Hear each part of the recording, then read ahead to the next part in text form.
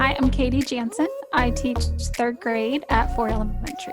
Hi, I'm Terry Henry, and I teach over at Vanilla Middle School, and I teach the Gateway 1 and Gateway 2 classes. I'm Hunter Field. I work at Georgetown High School teaching freshman level history with geography and sophomore level world history.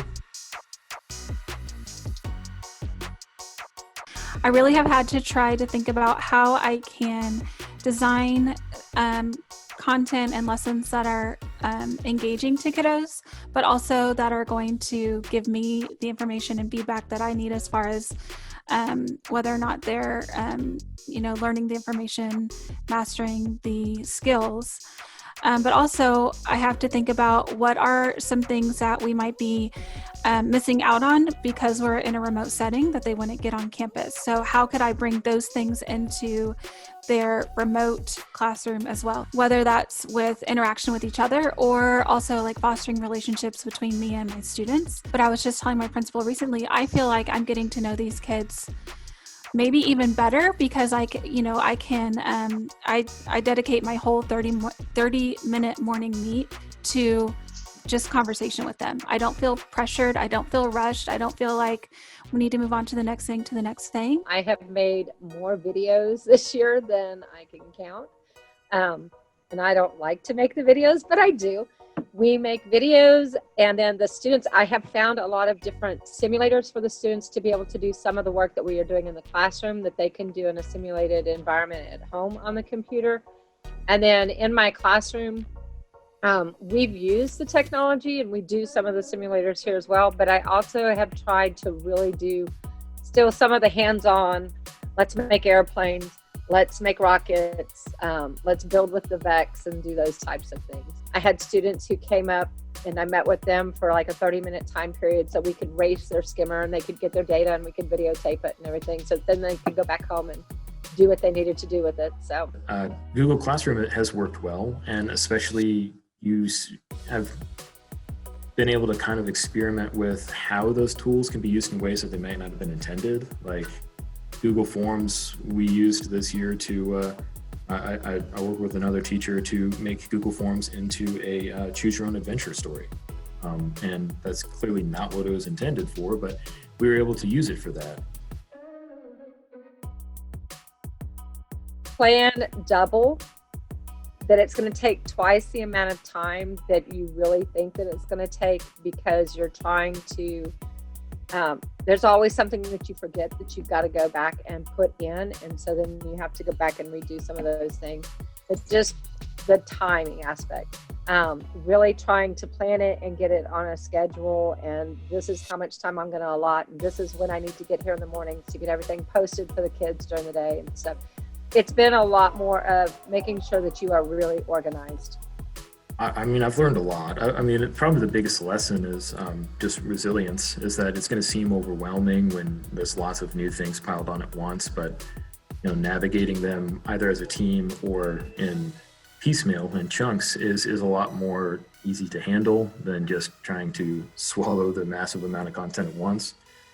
But it's taught me to adapt and grow and readapt. And though that can be difficult at times, I think the implementation of new and innovative ideas, it allows teachers to be creative and possibly even re-inspire themselves to rekindle a relationship with a part of their content that they might have pushed aside for a long time. So I think that it's really designing, how I want to put information out to my kids. And really thinking about how they're going to receive it. So when I'm designing content, I have to think about how am I going to assess this? How am I going to make it in a way that they can interact with it digitally? How am I going to make it to where the digital piece is not going to be a hindrance or a frustration to them? I think the students should focus on developing skills, not just learning skills, although learning skills and concepts like analysis and synthesis and critical thinking are universally important. I think that they need to focus on social skills in a time where they are socially being forced away from each other, and that it's almost technologically focused communications. Focus on developing social skills, focusing on developing interpersonal relationships with online platforms, and focus on proper and polite communication with adults. One of the things that I've actually sent to my students is, okay, let's go in, get into your email, clean out your email. You probably have hundreds of emails that you haven't deleted and you don't need them any longer. So let's get rid of that. Let's go back in and organize. Let's organize your Google Drive.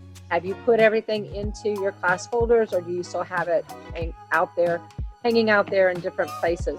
So that's my biggest thing, is trying to get the kids to wrap up this semester with organization, and then so we can start the new semester off with organization. I think just to look back at this last semester and feel proud of the things they've been able to accomplish, because, you know, they've been in situations that no one has been in before, and we're all learning and adapting.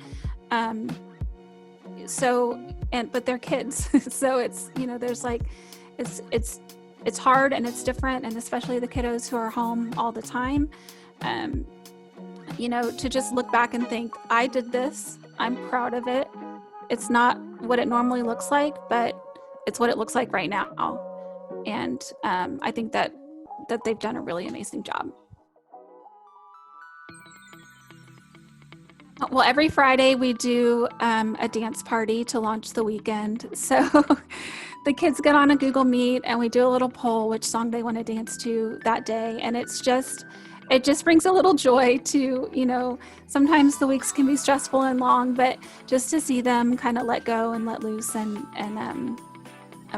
you know, they'll back up from their camera, they're doing cartwheels or whatever. But that's the part of the week that I look forward to the most, is just seeing their little personality. Some of the kids will turn their camera off and they're like, I'm dancing, but you can't see me. Students earlier on in the school year got me off on a tangent, telling them about the time that I was stung by an entire school of jellyfish in Galveston, and them watching me reenact it and me watching their reactions to it was just a really goofy and fun time. And it was pretty memorable. I had a student who ended up going remote for a while, and we all wear these nice little lovely masks all day long.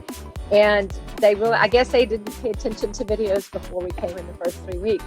And it was actually at the beginning of November, this person went remote, and they were like, Miss Henry, that's what you really look like?